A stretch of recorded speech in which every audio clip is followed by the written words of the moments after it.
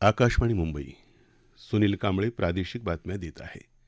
आमच्या सर्व श्रोत्यांना नव्या वर्षानिमित्त खूप शुभेच्छा. ठळक बातम्या. कृष्णविवर आणि न्यूट्रॉन ताऱ्यांचा अभ्यास करण्यासाठी एक्स्पोसॅट उपग्रहाचं इस्रोकडून यशस्वी प्रक्षेपण. मोटार वाहन कायद्यातल्या दुरुस्ती विरोधात राज्यात विविध ठिकाणी ट्रक टँकर चालकांचं आंदोलन.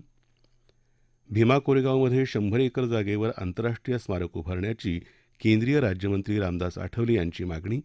आणि भारतासाठी 2023 हे गेल्या 123 वर्षातलं दुसरं सर्वात उष्ण वर्ष ठरल्याची हवामान विभागाची माहिती. इस्रो अर्थात भारतीय अंतराळ संशोधन संस्थेनं आंध्र प्रदेशमध्ये श्रीहरिकोटा इथल्या सतीश धवन अंतराळ केंद्रातून आज सकाळी PSLV C-58 या ध्रुवीय उपग्रह प्रक्षेपकाच्या सहाय्यानं एक्स्पोसॅट उपग्रहाचं यशस्वी प्रक्षेपण केलं. या उपग्रहाबरोबर इतर 10 वैज्ञानिक उपग्रहांचं देखील यावेळी प्रक्षेपण करण्यात आलं. एक्स्पोसॅट उपग्रहाच्या प्रक्षेपणामुळे आकाशगंगेतली कृष्णविवर आणि न्यूट्रॉन ताऱ्यांचा अभ्यास करण्यासाठी विशेष खगोलशास्त्रीय वेधशाळा अवकाशात पाठवणारा अमेरिकेनंतरचा भारत हा जगातला दुसरा देश ठरला आहे. एक्स्पोसॅटच्या यशस्वी प्रक्षेपणाबद्दल प्रधानमंत्री नरेंद्र मोदी यांनी समाजमाध्यमावर पोस्ट करून आनंद व्यक्त केला आहे. 2024ची ही चांगली सुरुवात आहे. अंतराळ क्षेत्रात भारताची ताकद आणखी वाढवणारी ही बातमी असल्याचं सांगत त्यांनी इस्रोच्या शास्त्रज्ञांची प्रशंसा केली आहे. भारताचं महत्वाकांक्षी सौर अभियान असलेलं आदित्य L1 येत्या 6 जानेवारीला पृथ्वीपासून 1.5 दशलक्ष किलोमीटर अंतरावरच्या L1 या आपल्या निर्धारित स्थळी पोचेल असं इस्रोचे अध्यक्ष S. सोमनाथ यांनी श्रीहरिकोटा इथं प्रसारमाध्यमांना सांगितलं. रिझर्व्ह बँकेकडे 2000च्या 97.38% नोटा पुन्हा जमा झाल्या आहेत. बँकेनं 19 मे रोजी 2000च्या नोटा वापरातून मागे घेण्याचा निर्णय घेतला होता. तेव्हा 3.5 लाख कोटी रुपयांहून अधिक मूल्याच्या 2000च्या नोटा चलनात होत्या. डिसेंबर अखेर हे प्रमाण 9,330 कोटींवर आल्याची माहिती रिझर्व्ह बँकेनं एका पत्रकाद्वारे दिली आहे. चालू आर्थिक वर्षाच्या पहिल्या 9 महिन्यात देशाच्या GST संकलनात 12% वाढ झाली. डिसेंबर अखेर सुमारे 15 लाख कोटी रुपयांचा महसूल GST अंतर्गत जमा झाला. डिसेंबर 2022 अखेर हा महसूल 13,40,000 कोटी रुपये होता. या कालावधीत दरमहा सरासरी 1,66,000 कोटी रुपये GST तिजोरीत जमा झाला. गेल्या महिन्यात 1,64,882 कोटी रुपये GST महसुलाच्या रूपानं केंद्र सरकारच्या तिजोरीत जमा झाले. त्यात महाराष्ट्राचा वाटा सर्वाधिक म्हणजे 26,814 कोटी रुपये होता. मोटार वाहन कायद्यात केलेल्या दुरुस्तीला विरोध करण्यासाठी आज अनेक ठिकाणी ट्रक टँकर चालकांनी आंदोलन केलं. नव्या कायद्यात अपघातानंतर ट्रक चालक घटनास्थळावरून पळून गेला तर 10 वर्ष कारावास आणि दंडाची तरतूद असून हा कायदा जाचक आणि अन्यायकारक असल्याचं वाहन चालकांचं म्हणणं आहे. हा कायदा त्वरित मागे घ्यावा अशी त्यांची मागणी आहे. नाशिक जिल्ह्यात मनमाड इथं ट्रक टँकर चालकांनी पुकारलेल्या संपामुळे वाहतूक कोंडी झाल्याचं दिसून आलं. मनमाडच्या पानेवाडी नागापूर परिसरात असलेल्या इंडियन ऑइल, भारत पेट्रोलियम आणि हिंदुस्तान पेट्रोलियम कंपनीच्या इंधन आणि गॅस सिलेंडरची वाहतूक करणारे सुमारे 2,000 पेक्षा जास्त टँकर आणि ट्रक चालकांनी आजपासून कामबंद आंदोलन सुरू केलं. या संपामुळे ऑइल कंपन्यांच्या प्रकल्पातून राज्यातल्या वेगवेगळ्या भागातल्या पेट्रोल पंपांवर केला जाणारा पेट्रोल, डिझेल आणि गॅस सिलेंडरचा पुरवठा ठप्प झाला. नवी मुंबईत JNPT मार्गावर ट्रक चालकांनी आज आंदोलन केलं. या मार्गावर अंबुजा जेट्टी इथं वाहतूक कोंडी झाल्यामुळे पोलिसांनी हस्तक्षेप केला. त्यावेळी संतप्त आंदोलकांनी पोलिसांवर हल्ला केला. या हल्ल्यात काही पोलीस जखमी झाले आहेत. या प्रकरणी 40 ट्रक चालकांना ताब्यात घेतलं असून त्यांच्यावर गुन्हा दाखल करण्यात येत असल्याचं वरिष्ठ पोलीस अधिकाऱ्यांनी सांगितलं. नागपुरात ट्रक चालकांच्या आंदोलनामुळे महामार्गावर वाहतूक कोंडी झाल्याचं वृत्तसंस्थेच्या बातमीत म्हटलं आहे. आंदोलनामुळे नागपूरकडे येणारी तसंच नागपूरहून अमरावतीकडे जाणारी वाहनं अडकून पडली. यात ST बसेसचा देखील समावेश आहे. त्यामुळे बस प्रवाशांचे हाल झाले.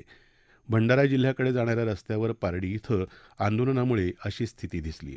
रास्ता रोकोमुळे पेट्रोल पंपाकडे दुचाकीस्वारांना किंवा इतर वाहनांना जाता येत नसल्यानं त्यांचीही अडचण झाली. भंडारा नागपूर मार्गावर ट्रक चालकांच्या आंदोलनामुळे वाहतूक विस्कळीत झाली.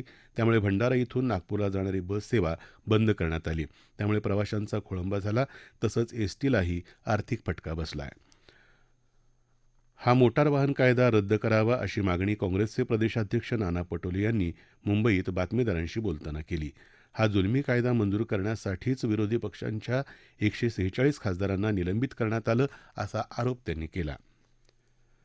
महावितरण कंपनीच्या विद्युत सहाय्यक पदासाठी शैक्षणिक अर्हतेच्या यादीत वीजतंत्री आणि तारतंत्री अभ्यासक्रमांचा समावेश केल्याचं कौशल्य विकास मंत्री मंगलप्रभात लोढा यांनी आज मुंबईत सांगितलं. या अभ्यासक्रमाचा समावेश नोकर भरतीमध्ये केल्यामुळे राज्यातल्या विविध कौशल्यपूर्ण व्यवसाय अभ्यासक्रमांच्या प्रवेशाला चालना मिळणार असून राज्यातल्या सर्व शासकीय, निमशासकीय आणि खाजगी विभागांनी देखील आपल्या पदभरतीमध्ये मंडळाच्या विविध अभ्यासक्रमांचा समावेश करावा असं आवाहन लोढा यांनी केलं आहे. या प्रादेशिक बातम्या आकाशवाणीच्या मुंबई केंद्रावरून देत आहोत.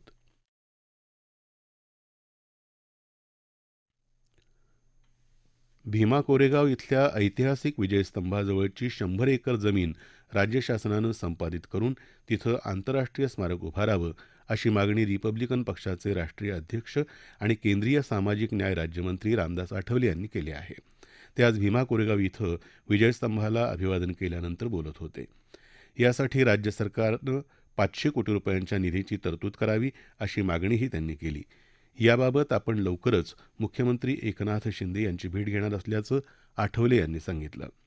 उपमुख्यमंत्री अजित पवार, क्रीडा आणि युवक कल्याण मंत्री संजय बनसोडे आणि वंचित बहुजन आघाडीचे अध्यक्ष प्रकाश आंबेडकर यांनीही आज भीमा कोरेगावच्या विजयस्तंभाला अभिवादन केलं.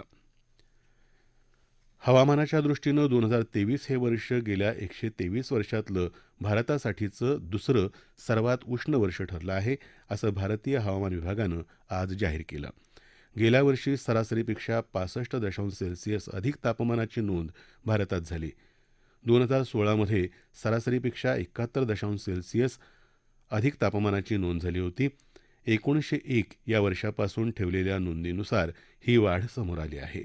गेल्या वर्षीचे ऑगस्ट, सप्टेंबर आणि नोव्हेंबर हे महिने सरासरीपेक्षा अधिक तापमान नोंदवण्यात गेल्या 123 वर्षातले सर्वात उष्ण महिने ठरले. या कालावधीत सरासरीपेक्षा सुमारे 1 अंश सेल्सिअस अधिक तापमानाची नोंद झाली. विकसित भारत संकल्प यात्रा राज्यात विविध भागात फिरत असून आज नववर्षदिनी रत्नागिरी जिल्ह्यात खेडशी गावात विकसित भारत संकल्प यात्रेचं स्वागत झालं. यावेळी रोजगार हमी योजनेच्या लाभार्थी अश्विनी इंदुलकर यांनी आपली प्रतिक्रिया दिली. माझ्या बचत गटाचे नाव आहे ओम साई बचत गट. आमचा गट उमेद यांना जोडलेला आहे. मुख्यमंत्री रोजगार निर्मिती योजनेचा लाभ मी घेतलेला आहे. कॅटरिंगसाठी, भांडी घेण्यासाठी, रॉ मटेरियल घेण्यासाठी मला त्या योजनेचा उपयोग झालेला आहे. सांगली जिल्ह्यात शहरी भागात उद्यापासून विकसित भारत संकल्प यात्रा सुरू होईल. यात्रेचं उद्घाटन कवठे महांकाळ नगरपंचायतीत होईल. जिल्ह्यातल्या 12 नगरपरिषद आणि 4 नगरपंचायत क्षेत्रात ही यात्रा फिरेल. भिडेवाडा या ठिकाणी राष्ट्रीय स्मारक करण्यासाठी महापालिका प्रशासनाकडे 7 नामवंत वास्तू विशारदांकडून आराखडे आले आहेत. उपमुख्यमंत्री अजित पवार यांच्यापुढं त्यांचं सादरीकरण झालं. सादर केलेल्या 7 पैकी एका आराखड्याची निवड राज्य सरकार करणार आहे. नवीन वर्षात भिडेवाडा स्मारकाचं काम मार्गी लागण्याची शक्यता आहे. महात्मा ज्योतिबा फुले आणि सावित्रीबाई फुले यांनी 1 जानेवारी 1848 रोजी बुधवार पेठेत भिडेवाड्यात देशातली मुलींची पहिली शाळा सुरू केली होती. हवामान. मध्य महाराष्ट्रात तुरळक ठिकाणी किमान तापमानात सरासरीच्या तुलनेत लक्षणीय वाढ झाली आहे. राज्यात सर्वात कमी किमान तापमान गोंदिया इथं 12.4 अंश सेल्सिअस इतकं नोंदवलं गेलं. येत्या 2 दिवसात संपूर्ण राज्यात हवामान कोरडं राहील आणि 4 ते 7 जानेवारी या काळात कोकण आणि मध्य महाराष्ट्रात तुरळक ठिकाणी पाऊस पडेल असा पुणे वेधशाळेचा अंदाज आहे.